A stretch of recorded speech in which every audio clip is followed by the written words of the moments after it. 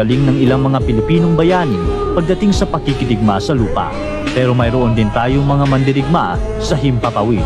Isa na dito si Jesus Villamor, ang isa sa pinakamagaling na piloto sa Pilipinas. Noong 1941, nilabanan ng grupo na pinamunuan ni Villamor ang 54 Japanese Zero planes gamit ang kanilang lumang Boeing P-26 shooters. 6 lamang ang grupo ni Villamor pero pumalag sila sa mga Hapon at nagpatumba ng 3 Zero planes at isang enemy bomber. 2 mula sa Zeros na ito ay napatumba ni Villamor ng mag-isa. Noong tinanong siya kung paano niya ito nagawa, sinabi lang niya na sa sobrang galit niya sa mga Hapon, nakalimutan niyang matakot.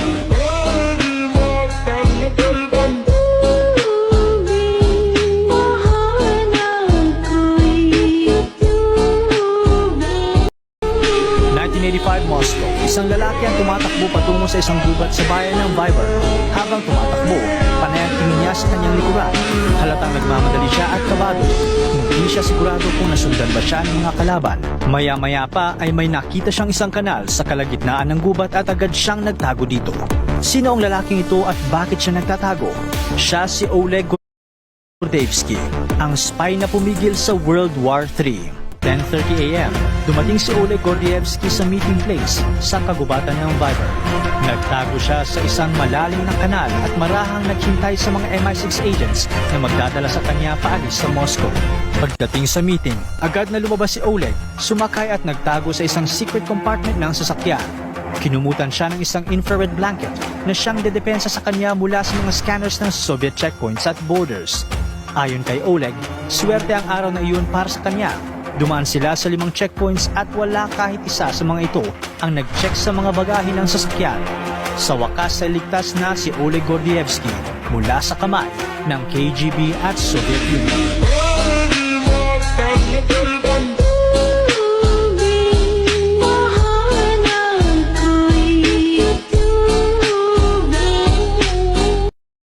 Dahil wala tayong pagkakaisa, mabilis itong natalo. Walang nasyonalismo ang mga Pilipino dahil wala tayong isang pagkakakilanlan. Habang nangyayari ito, ay unti-unti naman na lumago ang ekonomiya ng Pilipinas. Sabay dito ang pagkakaroon natin ng mga middle class. Ang mga middle class na ito ay mga natives ng Pilipinas na nagkaroon ng sapat na pera. Nagkaroon ng pagkakataong makapag-aral ang mga anak nila. Nagkaroon rin tayo ng mga Pilipinong pari. Nagbunga ito sa pagkakaroon ng tensyon sa pagitan ng mga Pilipinong pari at mga prailing Espanyol. Ang mga Pilipinong pari ang unang nagtulak sa ideya ng nasyonalismo. Naging banta ito sa mga Espanyol. Nagresulta ang takot na ito sa pagkakaugnay ng 3 pari na sina Father Mariano Gomez, Father Jose Burgos at Father Jacinto Zamora o ang Gomburza sa Cavite Mutiny. Hinatulan sila ng kamatayan. Ang Cavite Mutiny ay nag-ugat sa hindi tamang pasahod sa mga Indio. Ang pagpatay sa Gomburza ay nagsilbing hudyat sa pagkabuo ng nasyonalismo at ng revolusyon.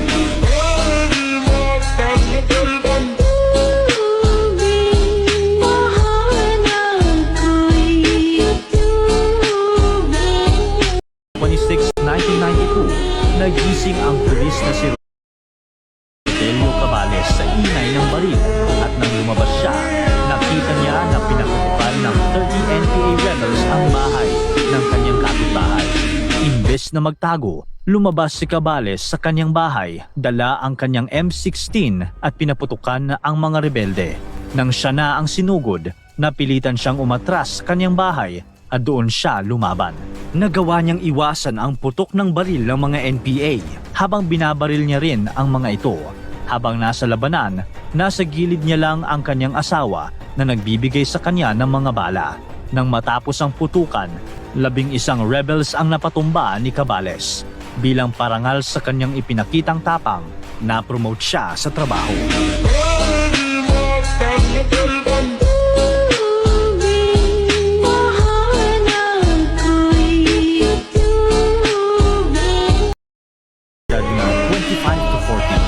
Marumi ang suot, may mataas at mugulong na buhok at syempre, may makapal na bigote.